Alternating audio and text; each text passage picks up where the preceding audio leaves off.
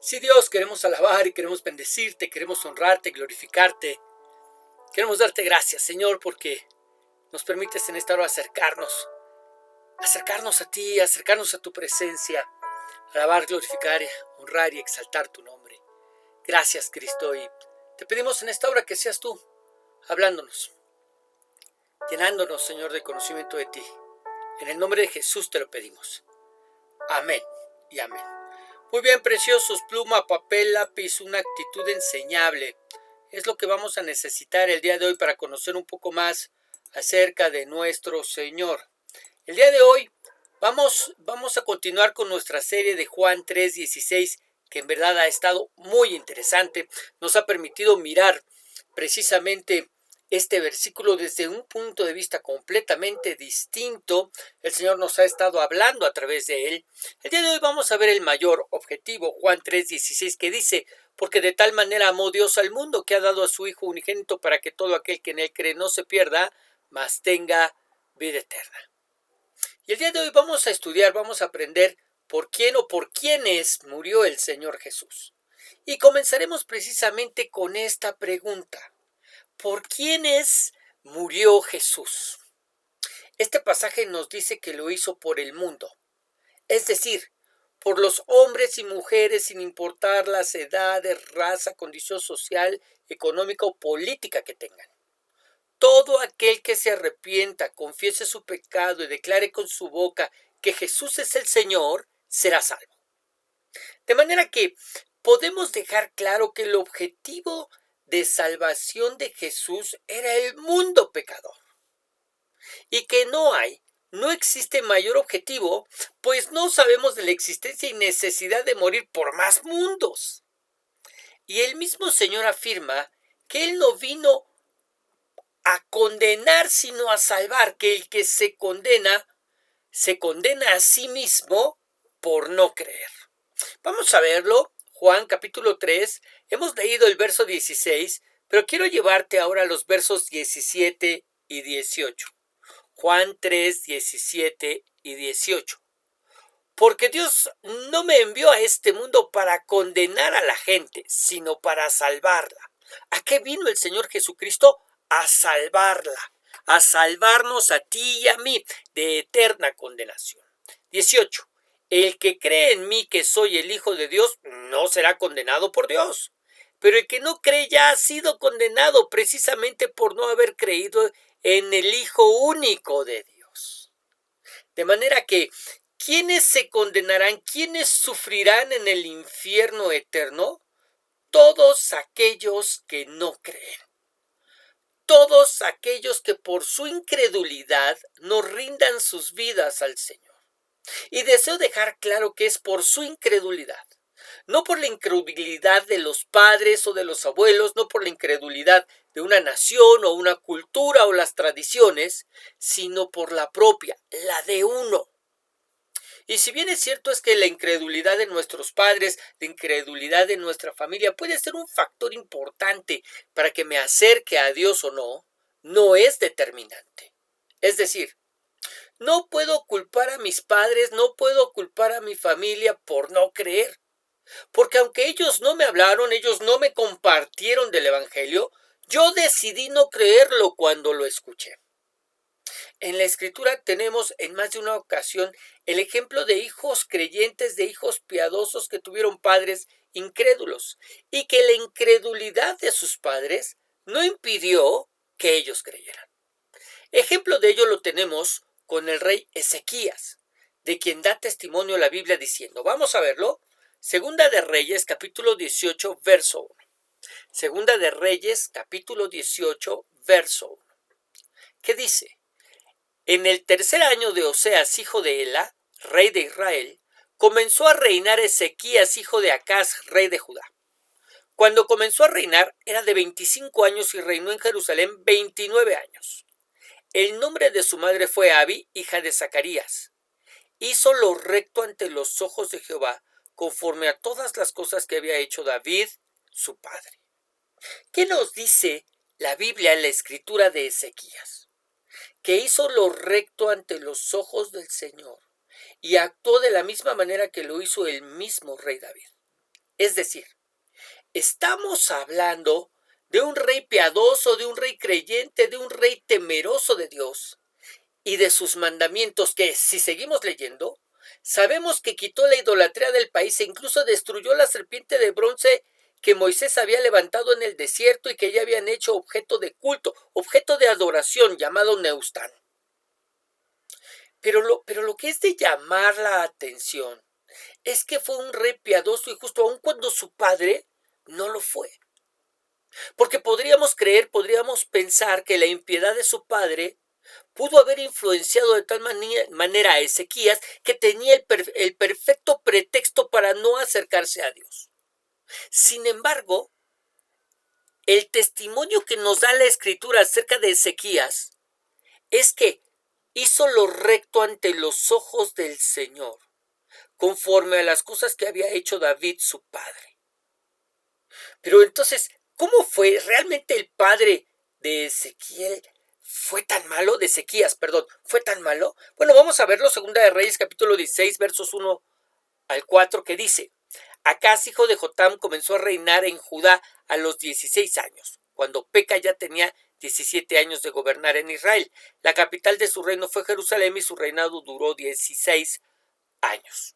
Tampoco siguió el ejemplo de su antepasado David, sino que desobedeció a Dios. ¿Qué es lo primero que nos dice de este rey? Desobedeció a Dios, tal como lo habían hecho los otros reyes de Israel. Es decir, él sí siguió el ejemplo de sus padres. Acaz mandó a quemar a su hijo como un sacrificio en honor de un dios falso, y así siguió la costumbre vergonzosa de las naciones que Dios había expulsado del territorio israelita. También ofreció sacrificios y quemó incienso a los dioses en los pequeños templos de las colinas y bajo la sombra de los grandes árboles. Así como la Biblia da buen testimonio de Ezequías, de la misma manera da mal testimonio de lo hecho por su padre Acaz, un hombre que no siguió el ejemplo de David, sino siguió el ejemplo de sus antepasados que habían hecho lo malo y desobedecido a Dios. Fue desobediente e idólatra de la misma manera que lo habían sido otros reyes. Pero la desobediencia e idolatría de su padre no fue un impedimento, hablando de Ezequías, no fue un impedimento para Ezequías para que él fuera fiel al Señor, para que se comportara de manera fiel al Señor. Y de la misma manera sucede precisamente hoy en día. La idolatría de nuestros padres no condiciona nuestra fe en Dios. Su falta de fe no determina la nuestra. Hijos de padres incrédulos pueden ser creyentes, así como hijos de padres creyentes pueden ser incrédulos. ¿Ok? No estamos condicionados, no hay reglas, no existen reglas. ¿Ok? Muy bien. Otro ejemplo, pero ahora relacionado con la cultura y las tradiciones, lo tenemos a través de la predicación de Jonás a la ciudad de Nínive, que pertenecía al imperio de Asiria. Una nación idólatra, famosa por ser cruel y despiadada con sus enemigos y que había hecho tanto daño a Israel. La historia nos dice que el Señor envió a Jonás a predicarles, pero el profeta no consideró justo que Dios les diera la oportunidad de arrepentirse de sus pecados y salvarlos de ser destruidos. Así que se fue al otro lado, pagó un boleto en barco y huyó de su tarea. ¿Qué hizo Dios? Lo trajo de vuelta en un pez. Provocó una gran tormenta, hizo que aventara al profeta al mar, preparó un pez que lo tragara y lo vomitara en las playas de Nínive. Así fue como Jonás, arrepentido de haber huido de su propósito, predica, y Jonás capítulo 3 verso 4 dice: Jonás entró en la ciudad y durante todo un día estuvo anunciando: dentro de 40 días Dios va a destruir esta ciudad. Esto es lo que él compartía, pregonaba, predicaba, proclamaba, que dentro de 40 días Dios iba a destruir la ciudad. Ahora fíjate la reacción ante la predicación del profeta. Entonces toda la gente de Nínive dejó de hacer lo malo y decidió obedecer solo a Dios. Y como querían demostrar que deseaban cambiar su manera de vivir, se pusieron ropa de tela áspera y ayunaron. Todos ellos, desde el más rico hasta el más pobre, no comieron nada ese día. Saltamos, verso 10. Y al ver que toda la gente de Nínive dejó de hacer lo malo, Dios decidió no destruirlos. Toda una ciudad pagana, idólatra, cruel, perversa, se convirtió tras la predicación de mala gana de un profeta, sin importar la cultura y tradiciones que tenían. De la misma manera, sigue haciendo el día de hoy el Señor. Somos testigos de cientos o miles de personas que se han convertido a nuestro Dios sin importar que su cultura y tradiciones fueran completamente contrarias a la Escritura. Personas que dieron la espalda a sus antiguas religiones y que se expusieron a ser perseguidas por causa de su nueva fe. Personas como el apóstol Pablo, que fue perseguido por los religiosos judíos por haberle entregado su vida a Cristo y predicar el Evangelio. Hasta encontrarnos con personas que el día de hoy siguen siendo perseguidas en sus países por la misma razón. Haberle entregado sus vidas a Cristo y por eso ser consideradas enemigas del Estado. Pero este tema nos lleva a tratar de dar respuesta a la siguiente pregunta. Si Cristo murió por todos, como ya lo vimos, y solo los que le entreguen sus vidas serán salvos, como también ya lo vimos, ¿qué tan efectivo fue su sacrificio? ¿Qué tan efectivo fue el sacrificio de Cristo? Pregúntatelo. Porque son más los que rechazan a Cristo que los que se entregan a Él. Pero esto no debería sorprendernos. El Señor Jesús mismo nos lo advirtió. Vamos a verlo. Mateo capítulo 22, verso 14. Mateo capítulo 22, verso 14. Porque muchos, en palabras del Señor Jesús, porque muchos son llamados y pocos escogidos. ¿Cómo dice que seríamos? Pocos los escogidos con relación a la cantidad de llamados. Así que eso no debería desanimarnos de nuestra labor de predicar el Evangelio. Y tampoco hacernos pensar que el sacrificio de Cristo no fue efectivo porque son pocos los que le entregan sus vidas. Además, sabemos que el Señor conoce y escogió desde antes de la fundación del mundo a los que habrían de creer en Él. Es decir, no solamente nos dice que pocos somos los escogidos con relación a la cantidad de llamados, sino que además a través de su palabra nos enseña que los que somos pocos escogidos fuimos y lo fuimos por Dios desde antes de la fundación del mundo. A ver, vamos a verlo. Efesios capítulo 1, verso 4 y Apocalipsis 13:8. Dos pasajes que nos hablan de esta verdad. Vamos a ver cada uno de ellos. Efesios capítulo 1, verso 4 que dice: desde antes de crear el mundo, Dios nos eligió por medio de Cristo para que fuéramos solo de Él y viviéramos sin pecado. A ver, ¿qué pasó? Vamos a leer hasta aquí.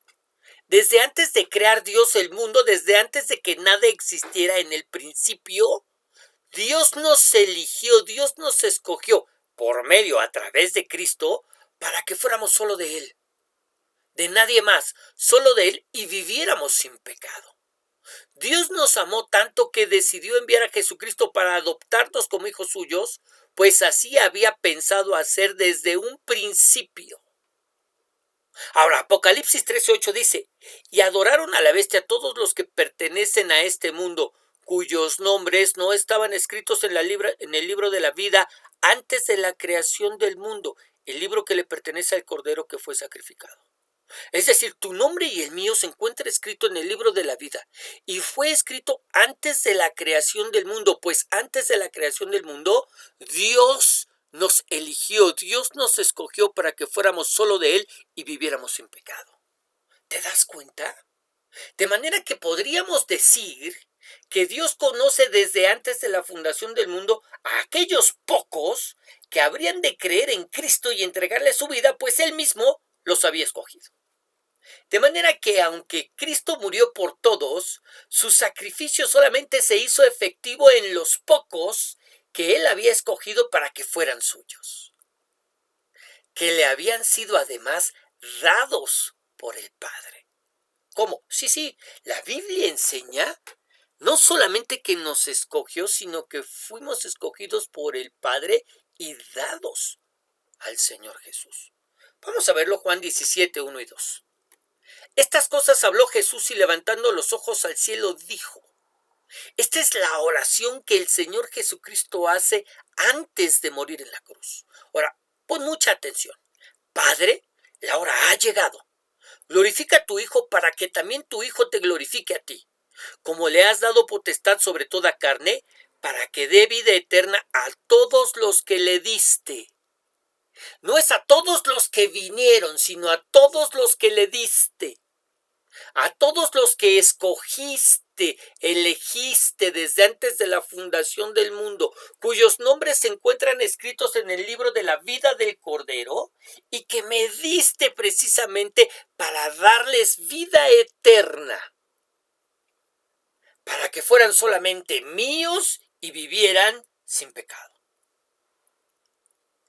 ¿Te das cuenta? Porque dice, todos los que le diste. La pregunta a hacernos entonces es, pues, ¿cuántos somos? ¿Cuántos somos? Ahora, la verdad es que la Escritura no nos dice cuántos somos, pero eso no quiere decir de ninguna manera que Dios no lo sepa. Pues nos dice, fíjate muy bien, Romanos capítulo 11, verso 25. Romanos capítulo 11, verso 25. Mis amados hermanos, quiero que entiendan este misterio para que no se vuelvan orgullosos de ustedes mismos.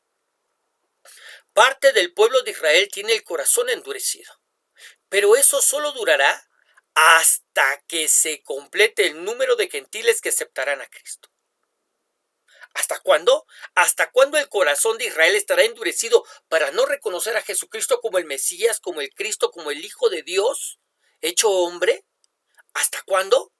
Hasta que se complete el número de los gentiles, de los no judíos, que aceptarán a Cristo. Es decir, hay un número de salvos, hay un número de personas que aceptarán a Cristo. Pero la Biblia no nos dice cuántos serán o cuántos seremos.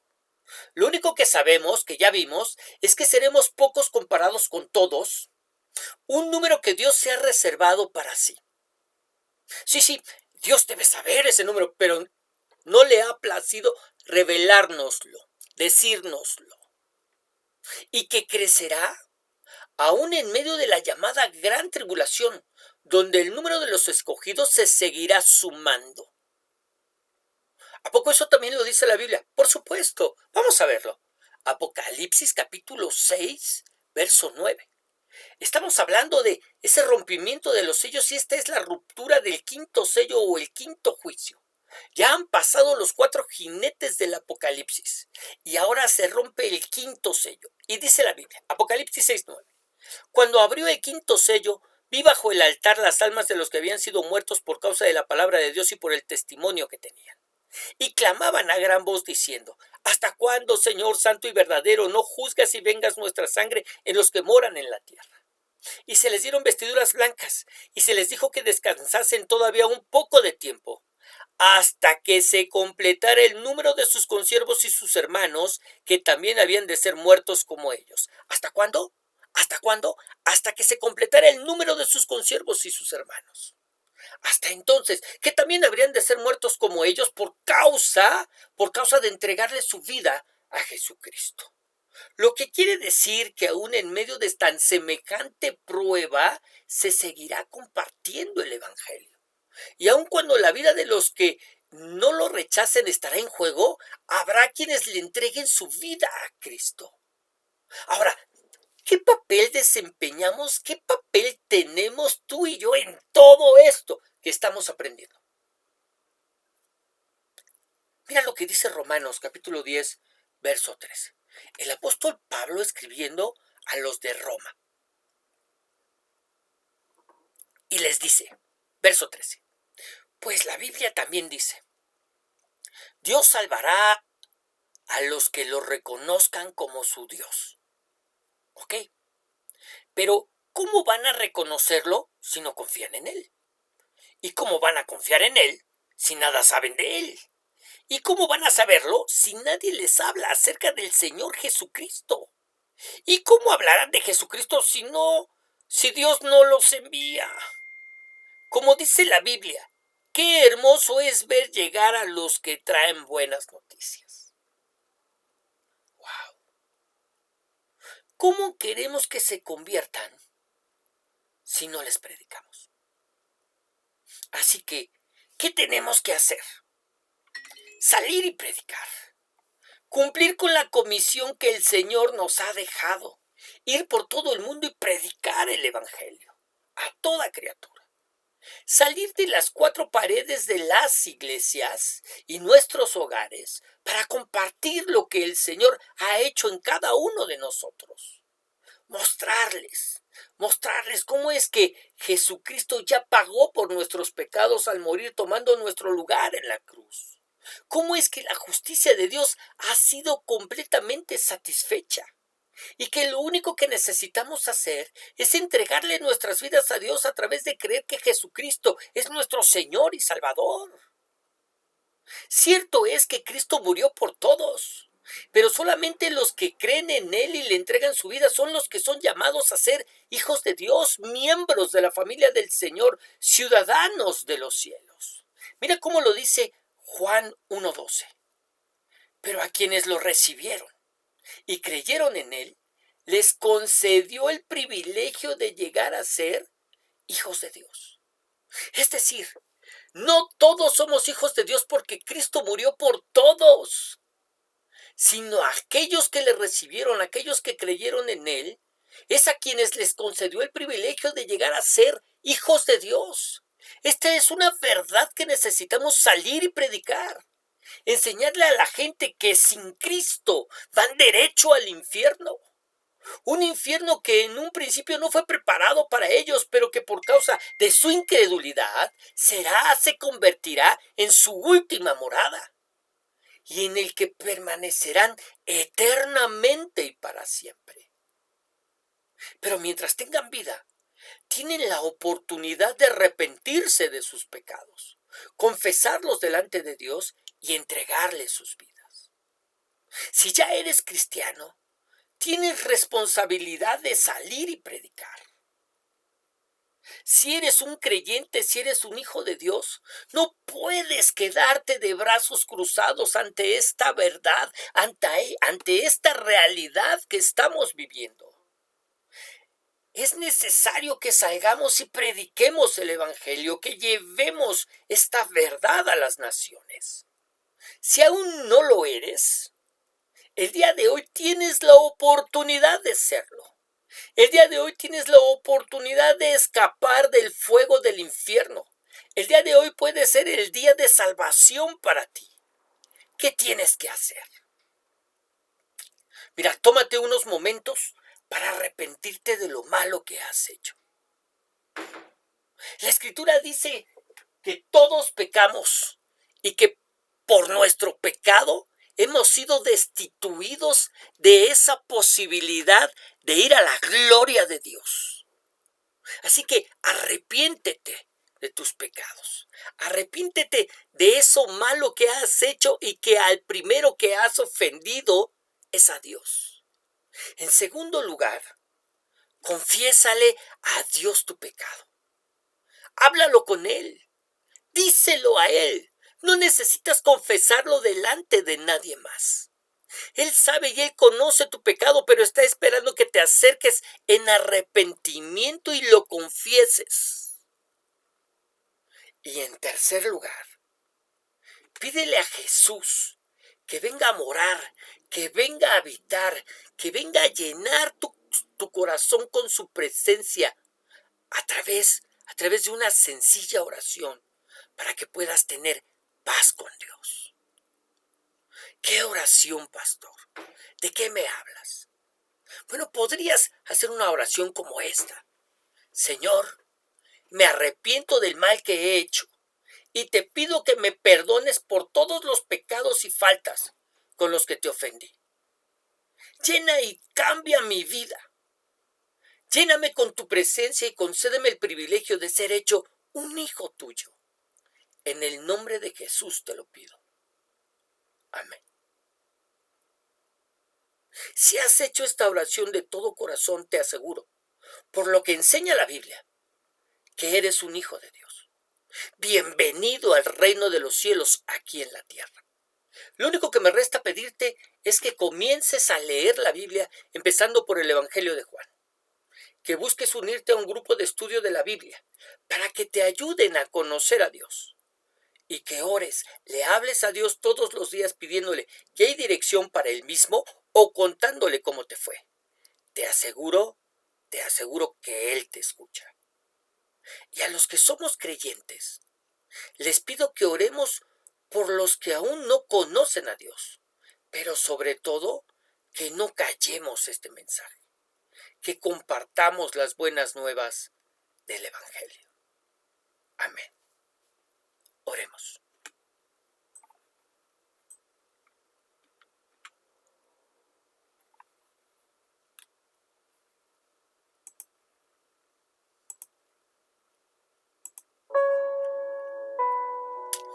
Sí, Señor.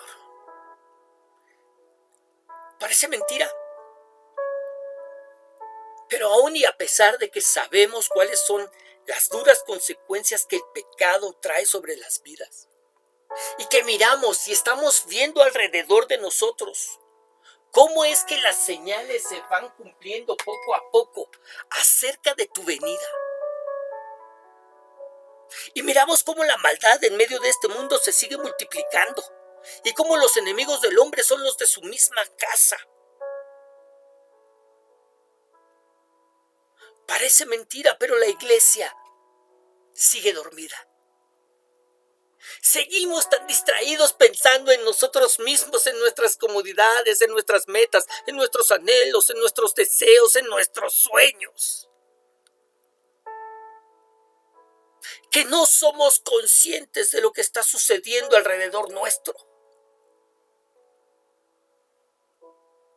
Y que bendito Padre Celestial, estamos mirando a una generación que se está perdiendo de escuchar el mensaje del Evangelio, pero no de labios de los religiosos, sino de labios de aquellos que verdaderamente experimentamos carga por los que se pierden, porque realmente nos importa su vida eterna, porque realmente nos interesa, Señor, el que ellos no vayan a condenación, sino que vengan a salvación. Mueve nuestros corazones, haznos sentir esa carga, Señor, por el que se está perdiendo. Y Dios eterno, que podamos salir de nuestra comodidad.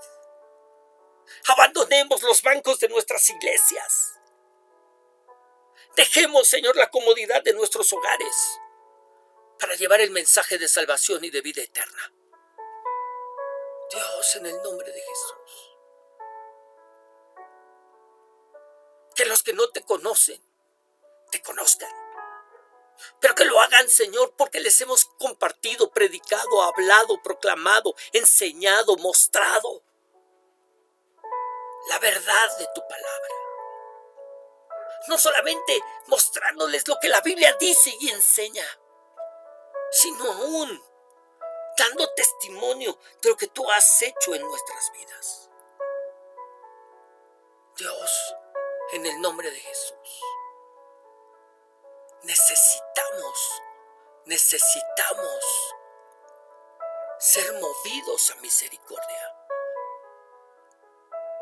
En el nombre de Jesús. En el nombre de Jesús.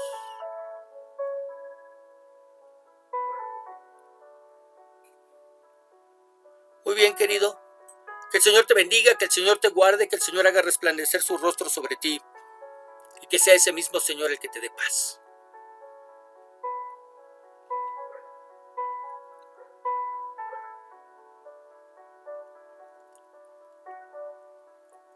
Nos estamos despidiendo, pero no sin antes recordarte que todos los días nos estamos escuchando por medio de un devocional. que los días lunes tenemos nuestro estudio bíblico. Seguimos viendo Primera de Corintios. Y que no te olvides que los domingos estamos recibiendo esta enseñanza de Juan 3:16. Que el Señor siga haciendo la obra en tu corazón y en tu vida. Bendiciones.